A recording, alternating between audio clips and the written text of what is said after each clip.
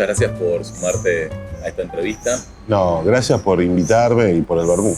Sí, claro. Lo vas a pagar vos, supongo. Sí, no, invitamos nosotros. Che, primera pregunta y fundamental, después de haber recorrido tanto camino y haber movido tantas cajas, si volvés a empezar una editorial, ¿qué haces distinto? ¿Qué pregunta? Mirá, me gustaría tener otro tipo de oportunidades. O sea, yo creo que nosotros nos fuimos formando hace 12, 13 años a partir de lo que teníamos. Lo que haría distinto es conseguir un capital, armar un plan quinquenal, diríamos, o de 5 años, de 4, de 3, en la medida que se puede en un país que muta todo el tiempo, y iniciar desde el principio una pata digital más fuerte, con un club de lectura, digamos, algo más integral en torno a la editorial. Pero bueno, eso se necesita un capital más grande. Nosotros empezamos de una manera muy humilde, haciendo fanzines, imprimiendo nuestro primer libro en una imprenta de chorro tinta continua, digamos, nada, todo mucho más casero. Sí planificamos en medida de lo que teníamos, en medida de la necesidad, digamos. Me gustaría armar un proyecto de cero con una holgura económica que solo te obliga a pensar en el contenido, en cómo llegar al público, al lector. Pero la holgura económica no es un poco una quimera, no sé, me imagino 3 grandes fuentes, o una fortuna personal, que en el mundo editorial puede suceder, sí, o apoyo estatal, que en este país no suele suceder, en España hay un montón, en otros países hay. En Francia también, sí. O inversión privada de algún tipo, digo, créditos, lo cual tampoco suele suceder acá, o alguien que le presentas un plan de negocio y le decís, mirá, este editorial va a ser muy rentable, que tampoco lo veo muy probable. Bueno, pero digo, yo ya por ahí la choco a los 5 minutos, porque eso con la billetera... La billetera del otro es más fácil. Más fácil, pero digo, me gustaría entender cómo es la lógica pensando desde otro lugar. Pero es una cuestión de, viste, las dos caras, no más. Después entiendo que el desarrollo editorial, el desarrollo de una empresa editorial, también se va viendo con el contexto. O sea, nosotros acá pasamos cuántas crisis ya. O sea, nosotros empezamos en el 2012, bueno, no sé, yo creo que 4 por lo menos. Entonces, nosotros nos fuimos acomodando, esta cosa que tenemos los argentinos de cuanto más difícil, más agudizamos la mente y buscamos los recursos necesarios. Pero bueno, nada, me gustaría ser un editor independiente francés o español. Más tranquilo económicamente. Más tranquilo económicamente y pensar más en el contenido. Decías, bueno, quizás la choco a los 5 minutos. Me lleva a la segunda pregunta, gracias por el pie. ¿Cuál es el peor error que cometiste? Me parece que va encadenada con la otra pregunta. Tiene que ver un poco también cómo te fuiste formando. Hay circunstancias que vos entendés. A nosotros, por ejemplo, entendés que en ese contexto eran las decisiones que tomaban. Que por ahí eran todas tus decisiones eran malas, digamos. Dijiste la menos peor, digamos. Pero, por ejemplo, un recorrido con la editorial que nos costó mucho es encontrar una imprenta que se ajuste al tipo de libro que nosotros hacemos, que tiene que tener una calidad, zona color, tiene que imprimir bien, encontrar también la solución de comprar directamente el papel para tener mejor rentabilidad en el producto final. Y también hay algo que tiene que ver con la distribución. Si yo empezaría, hipotéticamente, otra vez, yo no sé si entraría con un distribuidor al primer momento. Yo no sé si lanzaría un libro solo al primer momento. No sé si no esperaría, trataría de juntar una masa crítica de libros en el año, como para tener una continuidad del primer año y el segundo año asegurarme una presencia del sello en librerías, en medios, en el público. No, y además eso da una impresión de hacia el norte, ¿no? Hacia dónde quiere ir la editorial cuando mostrás 2 o 3. Che, y el lado B del peor error es el mejor consejo que te dieron a lo largo de este tiempo. O sea, este es polémico, pero no hagas una SRL. No hagas una SRL, sí. Explayate. Mira, yo trabajé muchos años en Losada, que era una distribuidora El dueño es José Juan Fernández Reguera. Yo empecé a los 18 años, 17 años. Empecé de cadete, digamos. Y siempre decía, no hagan nunca una SRL, no hagan nunca una SRL. Un día le pregunté, ¿viste? Me dijo, no, porque si yo desarmarla después es un quilombo, qué sé yo, bla, bla, bla. Y con el tiempo, al meterme en el mundo de las historietas, en el campo de las historietas, Carlos Trillo tenía el mismo consejo, porque tuvo una SRL y le costó mucho desarmarla. Entonces, cuando nosotros empezamos, nosotros teníamos un funcionamiento ya cooperativo, o sea, de decisiones grupales, no asambleas, sino en reuniones. Nos juntábamos a comer los sábados a la tarde o los sábados, después del taller de guión que íbamos, y las decisiones eran consensuadas, conversadas, entendiendo cuál era el mejor camino. Y poníamos una cuota mínima para llegar a las publicaciones, que en ese momento eran fanzines. Y bueno, esa lógica es la lógica de una cooperativa. Hoy somos una cooperativa registrada, con personería jurídica y con todos los pasos legales que necesita una cooperativa. Llevar libros contables, llevar libros de asambleas de reuniones. Cuando uno dice asamblea y reuniones parece algo, y el libro de las reuniones parece algo muy pomposo y como legal, y qué sé yo, y en realidad son una mesa tomando mate y factura, digamos, que es lo que pasa en la mayoría de las editoriales independientes, que las mayores decisiones, las más importantes, se toman entre mate y mate. Claro, el lado B de ese consejo es hay otras formas de hacer las cosas que no es el monotributo o el SRL. Claro, eso es lo primero que yo digo a veces en una charla, digamos. Siempre se piensa en las editoriales desde un lugar unipersonal o desde un monotributo, y al final, por ahí somos tres y le revienta el monotributo a uno, que tiene todas las cargas sociales, impositivas y penales. Vos pensás, estás habitando un lugar, qué sé yo, pasa un accidente, Dios quiera que no, pero ¿por qué toda la responsabilidad la va a tener que tener uno de los socios?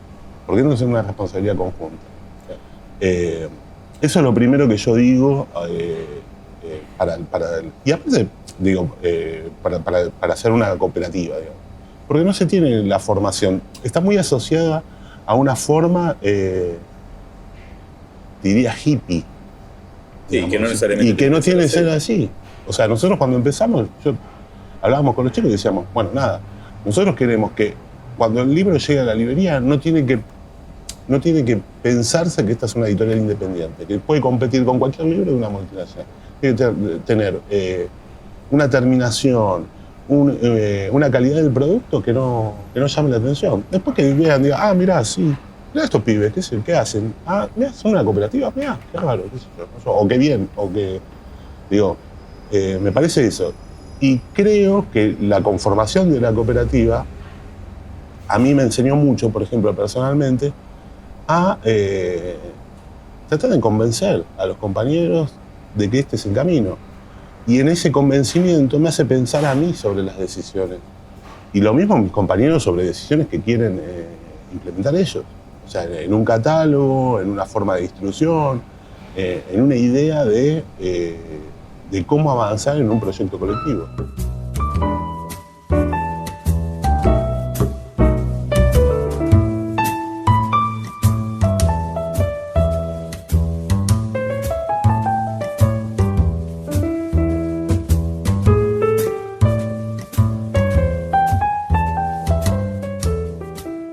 Y me quedé pensando un hito de una serie de cosas. Me hablabas de la problemática de encontrar una imprenta que les pueda dar soluciones al tipo de impresos que hacen ustedes.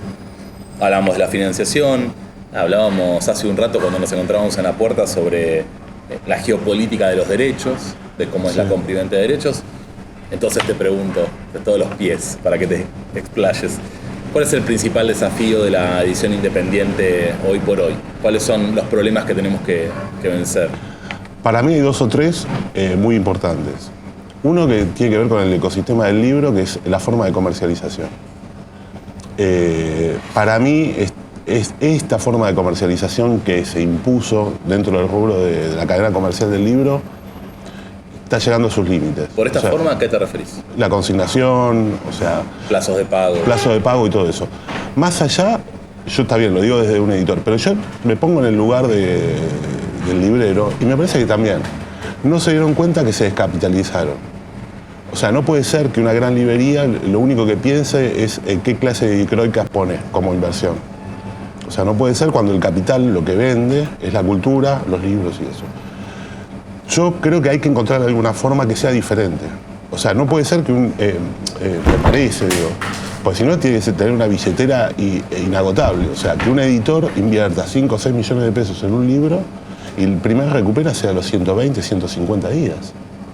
En un país que tiene inflación ahora 4% mensual.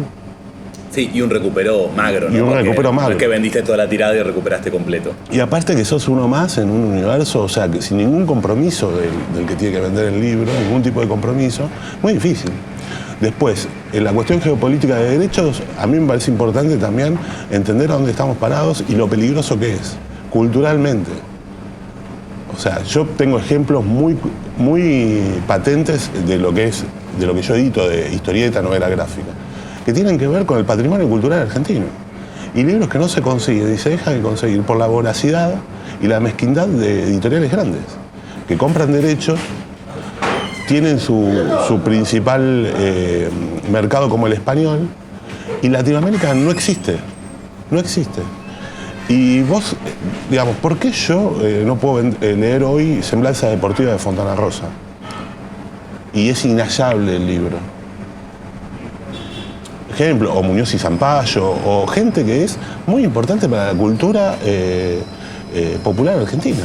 O sea, eso me preocupa un montón. No porque yo venga a hacer el negocio. O sea, no es una cuestión egoísta de decir, no, dámelo a mí. Disposición bibliográfica. No, porque para mí, disposición bibliográfica y bibliodiversidad. Claro. Porque para mí, que haya un coro de opciones para el lector es más importante. O sea, más allá de mi propio sello.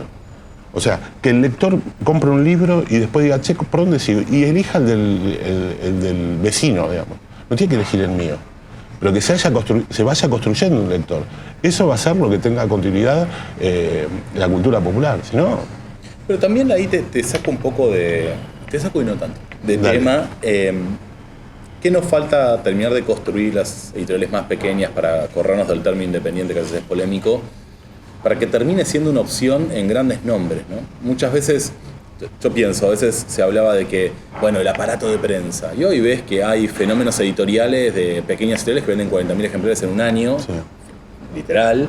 Entonces, por ende, la prensa no debe haber sido tan mala, la logística no debe haber sido tan mala. En el momento de la promesa de imprimir en España, hoy por hoy, hay independientes que están imprimiendo 1.000 y multinacionales que imprimen 700 ejemplares. Tampoco es el problema. Y creo que va quedando el tema del adelanto, de la lucha financiera por adelantos que son enormes y que las independientes no pueden cubrir. ¿Vos dónde ves que está el problema para que en el sector quizás de historietas, que es el que conoces más, o novela gráfica, etcétera, las pequeñas también sean una opción viable para que digan, bueno, che, mirá, sí, digo, no le quiero poner toda la carga a Fontana Rosa, pero digo, los derechohabientes de Fontana Rosa.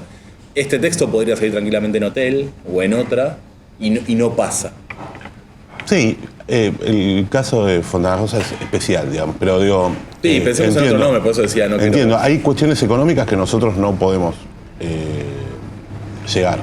Por ejemplo, si una editorial con casa central en España y que tiene casas en toda Latinoamérica ofrece tanta plata y dice, bueno, y dame todo esto y su lugar de negociación es muy duro en cuanto a eso, no lo podés hacer nada.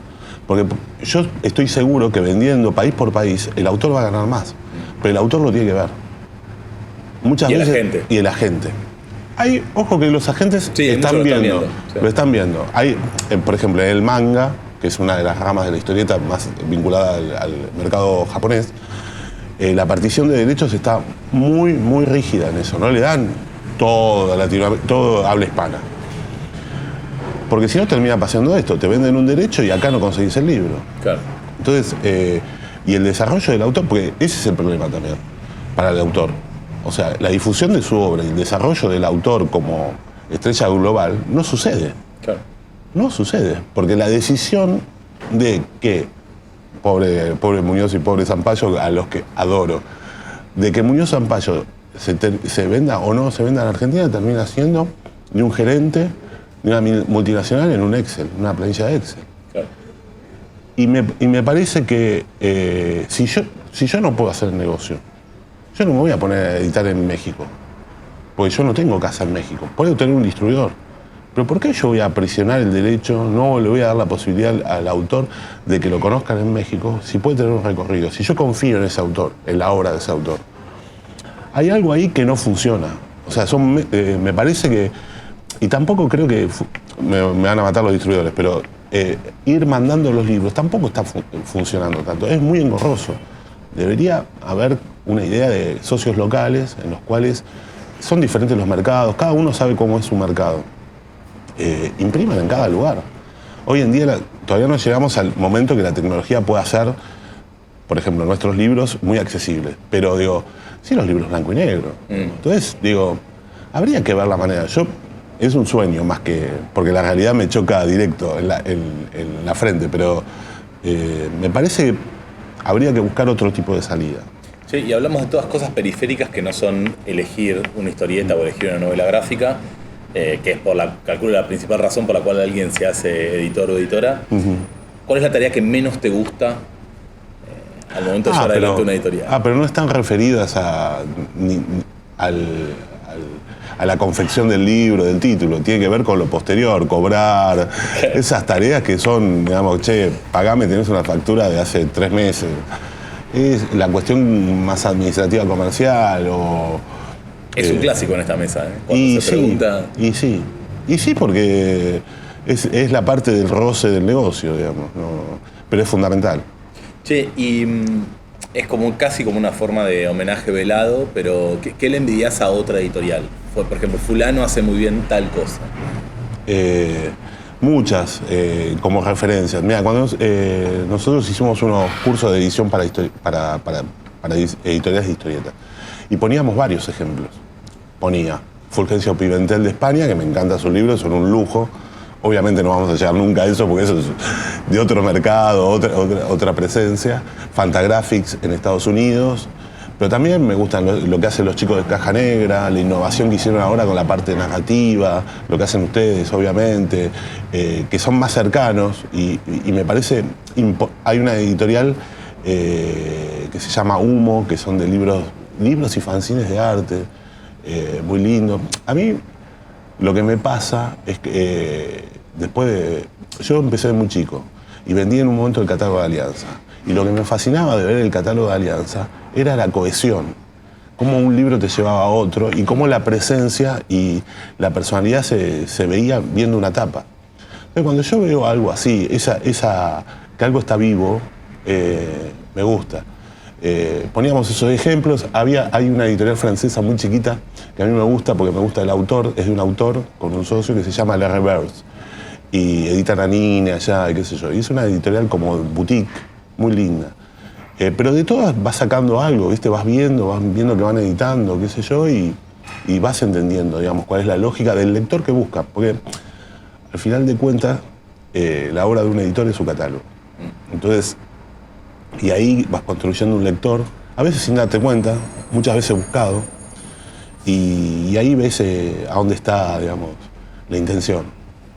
Sí, y por último, ¿cuál es la anécdota que más te gusta contar de tu derrotero editorial? Y la anécdota es casi épica, digamos, para decirlo. Nosotros el primer libro lo editamos en una impresora de chorrotinta de láser, láser, bueno, continua, no era láser, es la otra, que venían con unos cartuchos de tinta, cian, magenta, amarillo y negro. Y bueno, imprimíamos. Estábamos en mi casa, yo vivía solo, era soltero, flaco, decía. El tiempo pasado. El tiempo pasado. Todos. Y vivía en un tres ambientes y en una habitación donde yo tenía mi tablero de dibujo, pusimos que es todo como muy simbólico, digamos, pusimos la impresora. O sea, yo estaba dejando un lugar para agarrar otro. Igual nunca dejé de dibujar, o sea, sigo dibujando y hice libros. Pero bueno, fantástico, tenés una impresora, pero eso lleva tiempo. Tiempo humano de alguien que esté así, pasando las hojas y qué sé yo. Nosotros creíamos que con la imprenta ya íbamos a dominar el mundo. La impresora íbamos a dominar el mundo. Bueno, nada. La cuestión que yo trabajaba en ese momento para Fondo de Cultura en la parte de ventas y uno de los chicos, Javi Hildebrand, que es diseñador, le tocaba el turno. Entonces viene a la mañana. Cuando viene a la mañana me dice, Diego, qué sé yo, le digo, mira, te puedes quedar, no te dejo la llave porque es la única que tengo para salir. Si querés, digo, te doy la llave, me abrís. No, llévala, ¿para qué la quiero? Yo voy a salir, voy a estar haciendo esto. Entonces, bueno, está todo bien, qué sé yo, acá hay mate, bla, bla, bla, me voy. A la hora y media me dice, Diego... No quiero ni saber lo que pasó. Diego, acá no hay nada para comer. Claro, yo vivía solo, era un desastre. No, ¿y vos cuándo volvés? Y yo volví a las 5 o 6 de la tarde. Javi, vuelvo a las 5 o 6 de la tarde. Si querés voy, no, quédate tranquilo, qué sé yo. Lo dejé encerrado sin comida durante 8 horas, trabajando. Para que sepa lo que es la edición independiente. Cuando volví con una grande de mozzarella, obviamente. Bueno, muy bueno, Diego. Che, mil gracias. No, gracias.